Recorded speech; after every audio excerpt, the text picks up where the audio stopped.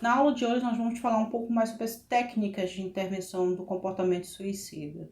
Vamos começar com a citação do Conselho Federal de Psicologia de 2013, que ele pontua: a inexistência da explicação universal para o ato suicida torna necessário compreendê-lo. Levamos em consideração 3 pontos. Os 3 fatores são os precipitantes, que são normalmente os atuais ou externos a esse ser humano, os internos, que são relacionados à história de vida e transtornos mentais pré-existentes, e o contexto social, cultural no qual este sujeito está inserido. Então, na aula, nós vamos fazer um apanhado de quais são esses primeiros aspectos, quais são esses primeiros cuidados que são importantes para a identificação precoce do risco de suicídio. Um dos primeiros obstáculos para a identificação desse risco é o próprio tabu, como a gente já tem conversado ao longo dessas aulas. As pessoas podem omitir, por exemplo, dados importantes por vergonha, por medo. Portanto, conhecer os grupos de maior incidência de risco e seus fatores de risco são muito relevantes para a identificação e a avaliação desses sujeitos. Para a avaliação clínica, esse vai ser o primeiro ponto a ser observado. Também levando em consideração o momento atual que essa pessoa está vivendo, uma vez que o risco oscila também muito no recorrer da história desse ser humano. Então, sabemos que a previsão do risco não é exata, ela é apenas uma estimativa. Durante essa identificação, é importante estar atento ao sofrimento do sujeito. Então, a aproximação a esse sujeito, ela se faz crucial. E essa aproximação, ela vai se dar de algumas formas. Quando nós favorecemos, por exemplo, um espaço acolhedor, perguntar o que está acontecendo, como é que a gente pode ajudar, fazer perguntas aos sintomas que visem compreender como essa experiência está sendo vivida pela pessoa. E caso a pessoa não queira falar sobre isso, mas queira falar sobre outros aspectos da vida, como a família, as relações afetivas, o trabalho, você pode seguir esse percurso indicado. Mas o mais importante de tudo isso é propiciar esse diálogo, é propiciar essa fala da pessoa. E nesse ponto, é um ponto que quando nós fazemos esse movimento acolhedor, de atenção, de dar suporte, de confiança, nós permitimos que esse ser humano se acalme e a gente consegue ao mesmo tempo estabelecer o laço, estabelecer o rapport com essa pessoa. Para tanto, há de se considerar algumas características que a Organização Mundial de Saúde aponta.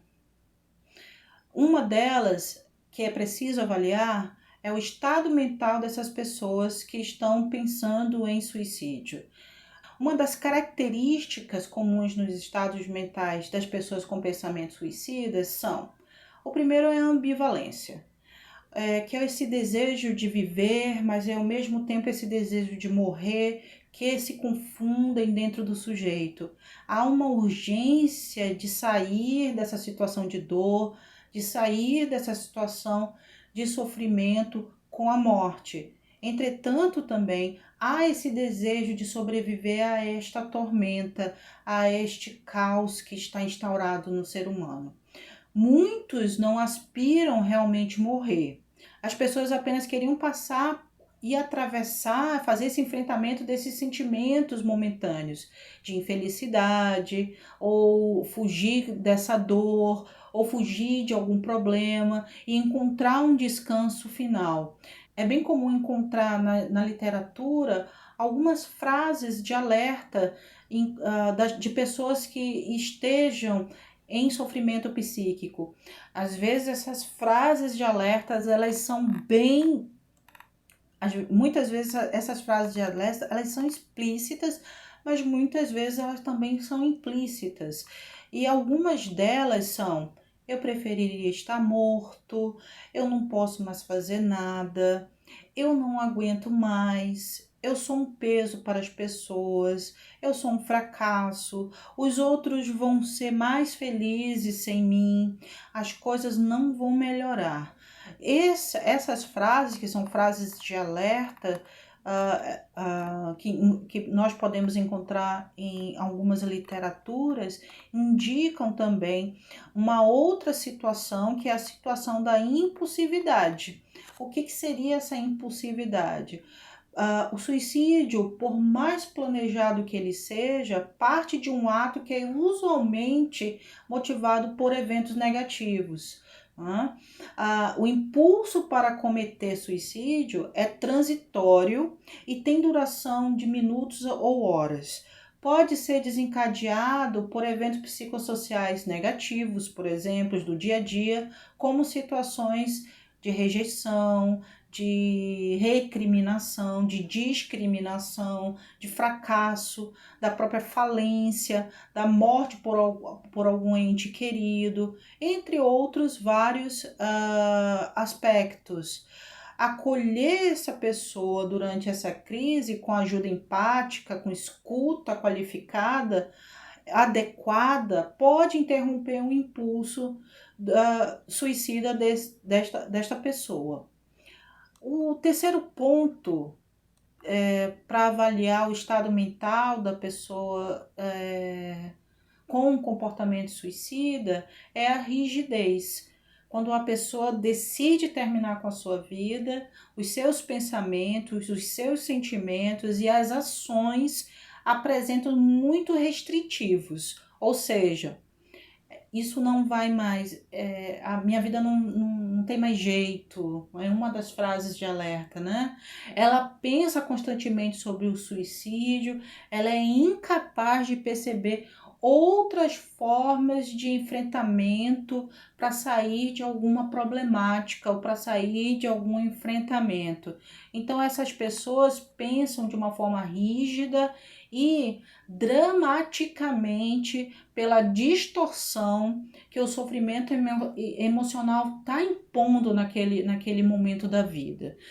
Todo comportamento está inflexível quanto à sua decisão. As ações estão direcionadas ao suicídio e a única saída possível que se apresenta é a morte. Por isso, é tão difícil encontrar sozinho alguma alternativa.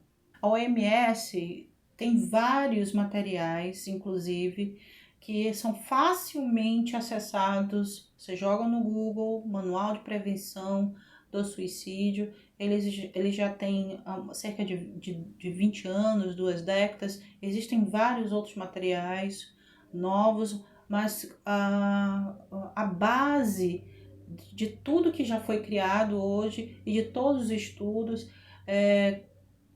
são bases voltadas para todo esse estudo realizado pela Organização Mundial de Saúde. Então ele direcionou, inclusive, o grupo de pessoas, o grupo de pesquisadores direcionaram manuais para várias áreas, para medicina, para educação, para atenção primária, para os profissionais de enfermagem. Se não me falha a memória agora, se eu estiver errada, vocês verifiquem, por favor. Mas dentro deles existe uma figura que é importante, que é a figura que a gente percebe nessa identificação dos 4 Ds. Alguns outros teóricos vieram posteriormente, incluindo mais alguns outros Ds. Mas essa base diz que são para a gente poder identificar essa pessoa está em estado de desespero, de desamparo, de desesperança e de depressão, possível quadro depressivo. Então tudo isso é analisável, tudo isso é investigado para que a gente consiga perceber e poder agir de uma melhor forma, poder manejar de uma melhor forma a pessoa que está em situação de risco. Mas como podemos abordar o paciente em crise suicida? Então, uma das frases que eu acho interessante é que não há outro modo de saber se a pessoa pensa em suicídio a não ser perguntando. Então, a gente precisa lembrar dos tabus, né? De questões de valores morais também, né? Que para a gente não se equivocar durante as nossas avaliações. Então, geralmente, nós podemos falar abertamente sobre os assuntos e sobre essas questões com as quais a pessoa está se debatendo, poder falar abertamente sobre os assuntos e as questões com as quais a pessoa está lidando é uma forma de causar e de provocar alívio nessa pessoa. Então, após a realização dessa identificação, dessas verbalizações de comportamentos que podem ser ligados a fatores de riscos, é importante que a gente identifique para poder fazer o melhor manejo. Então, dentro desses manejos, nós podemos avaliar qual é o estado mental atual dessa pessoa, né? Se essa pessoa parece estar sob efeito de alguma substância, se ela apresenta, por exemplo, um discurso coerente, porém com pensamentos de morte e de suicídio. Qual é o plano suicida atual, o quão preparada a pessoa está qual é esse grau de planejamento dela, o quão cedo o ato pode ser realizado. O outro ponto é o acesso ao método. Então, qual é esse método escolhido pela pessoa? Ele é de fácil acesso? Ele tem em casa? Ele pode comprar?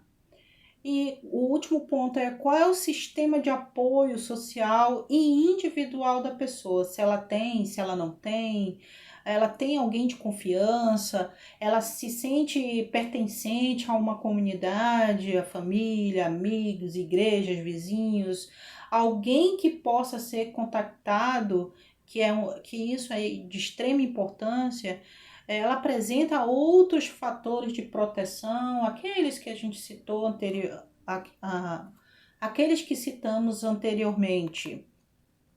Então, a gente não pode esquecer que sempre, né, o suicídio é um ato. Então, nós não podemos esquecer que o suicídio é um ato complexo e é um fenômeno multideterminado.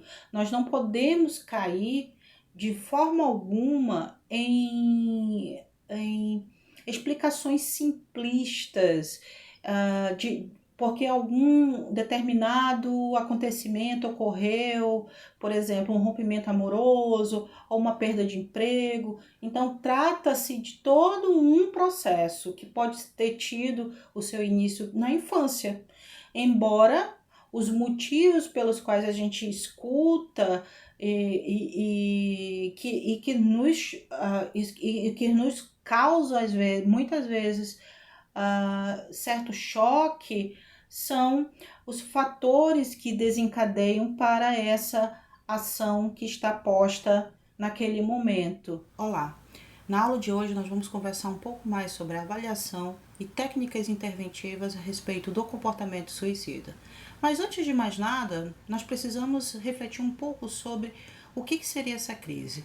A crise tem esse aspecto e esse significado, muitas vezes, com um valor negativo. Então, nós observamos vários tipos de crise. Crise econômica, crise política, crise na saúde. Mas quando a gente volta o olhar para esse indivíduo que possivelmente está passando por um alto nível de sofrimento psíquico, inclusive com pouco ou nenhum controle sobre si, nós precisamos perceber que é neste momento que a figura importante é a figura desse profissional que está à frente, com a sua disponibilidade interna, prestando atenção em que tipo de relação vai se dar a partir desta crise, se é uma relação com um vínculo bem estabelecido e empático, respeitoso, compreensivo, e também quais são essas nossas formas de acolher essa dor, essa agressividade, que às vezes ela é traduzida em agressividade, é traduzida também em uma ausência de cooperação ou de xingamento, ou até mesmo atitudes que possam afastar o profissional da pessoa que está passando por essa crise. Então, nesse contexto de crise, nós precisamos observar um outro ponto que os autores discutem, que é a questão da crise que visa possibilitar novas formas de viver no mundo. Né? Não apenas nesse mundo externo, mas também novas formas de visualizar como está o meu mundo interno e que recursos eu posso ter a partir de uma boa intervenção técnica, mas uma boa intervenção também acolhedora deste profissional que está à frente, que está visualizando todo este cenário, que é um cenário de muita delicadeza e complexidade. Então, um dos primeiros passos que podem seguir para essa aproximação da pessoa em crise é oferecer um espaço acolhedor, um espaço que sugere também um sigilo, para que essa pessoa se sinta à vontade para falar sobre as suas dores, para falar sobre o seu sofrimento. E nós podemos começar perguntando: o que está acontecendo? Como é que eu posso te ajudar? Então, fazer perguntas aos sintomas que visam compreender como é que a pessoa experiencia essa situação.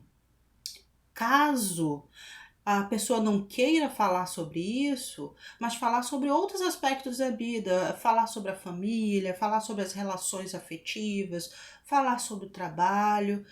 A gente precisa seguir esse percurso indicado para que este primeiro momento seja um momento que propicia a abertura a esse diálogo, que permite também que o sujeito, que a pessoa que está lá na frente, possa se acalmar e haja um estabelecimento de um laço, de um vínculo nesta relação profissional e pessoa em sofrimento, em crise. Então, alguns pontos são importantes para avaliar esta situação por parte do profissional. Avaliar qual é a gravidade clínica pela qual a pessoa está passando, tanto quanto aspectos psicopatológicos, observar também a intensidade desse sofrimento dessa pessoa e quais são as outras pessoas envolvidas nessa rede. Qual é o impacto? Outro ponto é qual é esse impacto da crise na produção desses conflitos, possíveis conflitos familiares ou conflitos sociais. Se o sujeito preserva ou não laços afetivos que possam ampliar ou que possam fortalecer ou que possam aproximar a rede de suporte, a rede de apoio. E se existe essa rede de apoio, né? Não só a rede de apoio dessa pessoa, mas quais são as outras redes de apoio do território?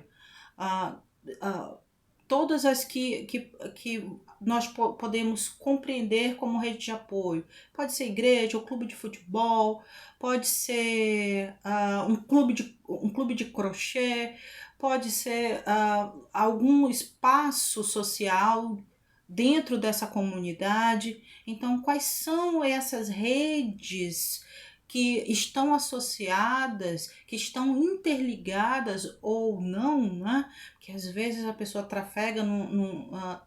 navega numa rede e existe uma dificuldade, então isso precisa ser observado também.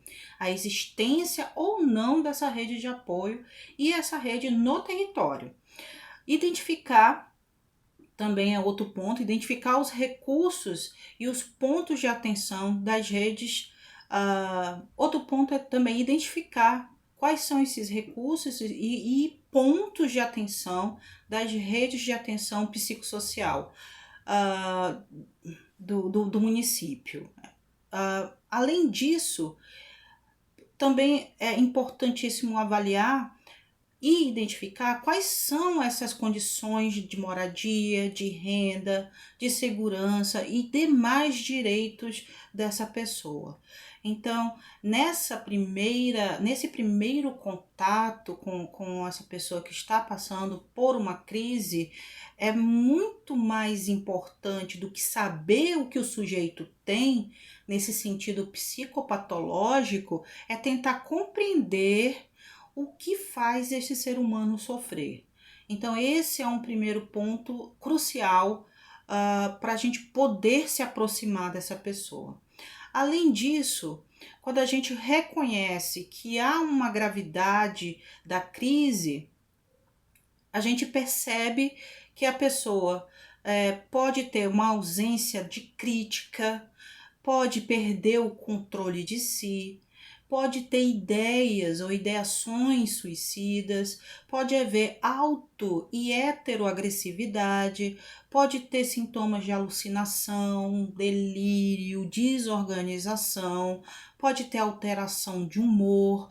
Então, todos esses níveis precisamos reconhecer para verificar qual é a intensidade, qual é a gravidade do risco pela qual a pessoa está inserida naquele momento.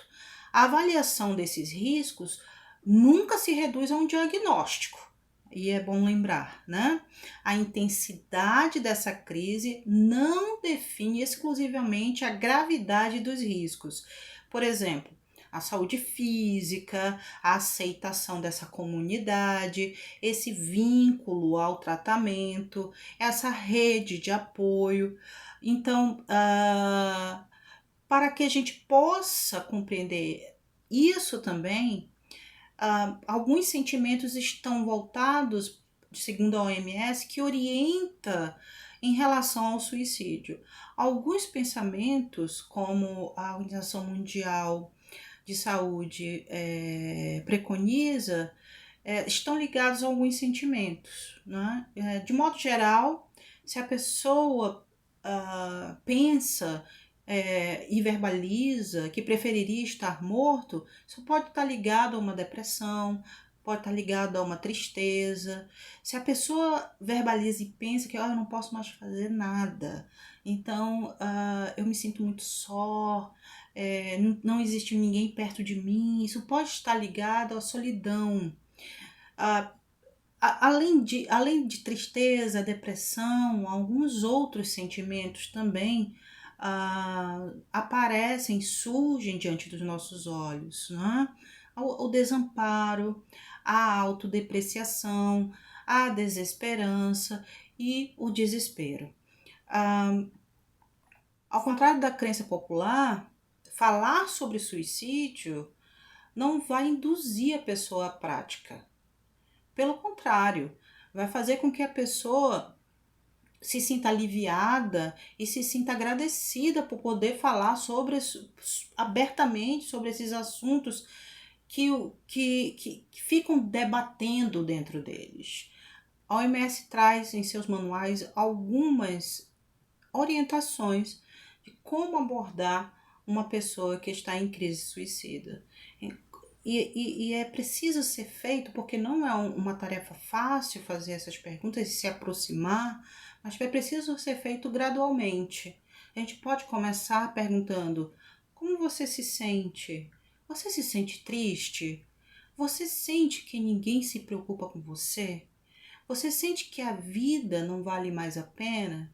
Você tem vontade de se matar? O suicídio passa pela sua cabeça? E essas perguntas, a OMS sugere que existem alguns quandos para a gente fazer, né? Em que momentos nós podemos fazer essas perguntas? Primeiramente é quando a pessoa se sente compreendida em seus sentimentos, em sua vida, e depois quando a pessoa se sente confortável para falar sobre os seus sentimentos. E quando a pessoa está falando sobre os seus sentimentos negativos, por exemplo, de solidão, de desamparo, é um momento que que acontece, vocês percebem que vai acontecendo gradativamente. Então quando ela percebe que está sendo compreendida, quando ela se sente confortável em falar sobre seus sentimentos e quando ela começa a falar sobre os seus sentimentos de solidão, de desamparo, de desespero. Mas existem também formas de como não se comunicar com a pessoa que está em risco de suicídio. Interromper essa pessoa frequentemente não é uma boa ideia. A pessoa vai travar. Imagine uma pessoa que está com dificuldade para verbalizar sobre o seu sofrimento e você sendo todo tempo interrompido e não tem espaço para essa fala, não tem espaço para essa pessoa nesse momento, né? Quando esse profissional também fica chocado ou muito emocionado com essa fala, daí a importância de estar capacitado, de estar preparado para lidar com situações extremas ou situações de crise. E nesse momento também paro para falar da preparação do profissional em outros termos, como em termos inclusive de a buscar ajuda com outros profissionais, ou uma psicoterapia, por exemplo, né? Um grupo terapêutico, por exemplo, uma supervisão, não apenas ligado aos psicólogos, mas de forma geral, aprender a lidar com as nossas próprias emoções, para não chegar ao ponto de chorar junto com essa pessoa que está precisando de teu auxílio. Então, tratar a pessoa também, outro ponto é tratar a pessoa também de uma forma, colocando essa pessoa como inferior a ela e você como detentor de todas as teorias e todas as técnicas.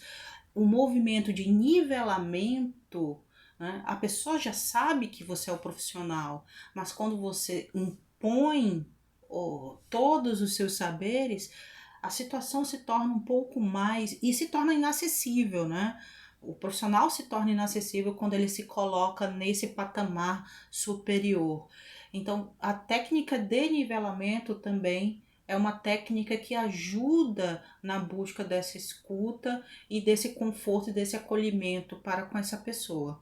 Então, fazer comentários invasivos pouco claros também é outro tópico que precisa ficar claro, né? Então, coisas que possam invadir e às vezes descontextualizadas, né? Eu vou dar um exemplo que não é um exemplo de caso, mas é um exemplo que você tá a pessoa está falando sobre banana e você está falando sobre a Terceira Guerra Mundial ou que é pouco claro, né, ou descontextualizado, ou quando você entra em algum ponto que a pessoa não esperava também, né? Então, como o último ponto, que é fazer perguntas indiscretas, né? Então, nesse de não se comunicar, né? Como não se comunicar com essa pessoa também nos ajuda a perceber que tipo de concepções nós fazemos a respeito deste processo. Mas como é que a gente pode se comunicar, né? Como podemos adentrar esse conteúdo? Então, a primeira coisa é estar lá e fazer uma escuta atenta, ficar calmo, entender os sentimentos dessa pessoa ou simpatizar com essa pessoa, compreender e respeitar essa pessoa, dar mensagens não verbais de aceitação e de respeito, mesmo se for uma situação virtual, né? Expressar respeito também pela opinião dessa pessoa, pelos seus valores. Então, nós vamos lidar com vários tipos de pessoas, né? Eu costumava ter uma professora que dizia que existe todo tipo de pessoa ainda sobra. Ou seja, a partir do momento que essa pessoa chega ou você a recebe, você vai lidar com várias demandas, várias crenças, várias ideologias, e é nesse momento que é importante expressar o respeito por essa pessoa. Afinal de contas, ela também leva em consideração, não é só porque ela está em uma situação de risco suicida, mas é porque ela é um ser humano também e que precisa ser respeitada. Então, é preciso conversar honestamente, com autenticidade com essa pessoa também. E mostrar que a sua preocupação, mostrar o cuidado e sua afeição. E focalizar nesses sentimentos da pessoa. O que ela sente, por que ela sente, como ela sente, aquilo que a faz ter essa dor. Mas quando a gente pensa no que fazer, né, escutar, ser empático, respeitar a diversidade, nós também temos o que não fazer. E o que nós não podemos fazer enquanto profissionais? Nós não podemos ignorar a situação e deixá-la para lá. Tá? Primeira coisa. Tá? Ou ficar chocado, ficar envergonhado, ficar em pânico, falar que tudo vai ficar bem, olha, tudo vai ficar bem. E afinal ninguém tem uma bolinha, né, de cristal para adivinhar o futuro. Então essas frases às vezes impactam negativamente quando são escutadas por essas pessoas. Elas precisam primordialmente de escuta acolhedora. Então fazer um problema trivial que essa pessoa te traz, ou um problema banal, ou comparar o teu problema a outras pessoas estão passando por situações piores que você, vai ser uma problemática, né? Afinal de contas, cada um tem a dor, sabe a dor e a delícia de ser o que é. Então, quando entramos no campo das banalizações, da trivialidade, nós esquecemos de olhar para esse ser humano e que aquela situação, aquela problemática está dizendo alguma coisa para ele, mas também precisa dizer uma coisa, algo pra gente, né? Então, se a gente verbaliza algo, isso já denota uma grande relevância para as pessoas, né? E aí, quando a gente começa, poxa, mas tem gente, é respirando, né? Dar falsas garantias, olha, se isso acontecer, se você parar de fazer isso, pode acontecer aquilo, eu prometo para você fazer isso, isso e isso. Ser autêntico, né? E não dar falsas promessas para a pessoa e nem jurar segredo. Né? Se a pessoa está passando por uma situação de risco, é muito importante que esse segredo, porque a gente lida com a própria questão do sigilo, devido a essa questão de um risco de suicídio, eu vou precisar que você compreenda isso, e fazer com que essa pessoa participe desse processo, que é muito importante. Ela não precisa ser colocada de lado ou colocada de escanteio se por um acaso houver a necessidade de uma intervenção familiar, por exemplo. Né? Ela precisa ser informada primeiramente para que essa família ajude nesse processo de enfrentamento do sofrimento. E o que podemos fazer? Né? Nós podemos dar apoio, nós podemos ser afetuosos, ser respeitosos, nós podemos levar a sério e verificar esse grau de risco que a pessoa está. Nós podemos perguntar sobre tentativas anteriores de suicídio, nós podemos explorar quais são essas saídas além do suicídio, trazer possibilidades para que essa pessoa consiga perceber que há possibilidades. Além disso, e também é importante nesse processo, um plano terapêutico singular, né?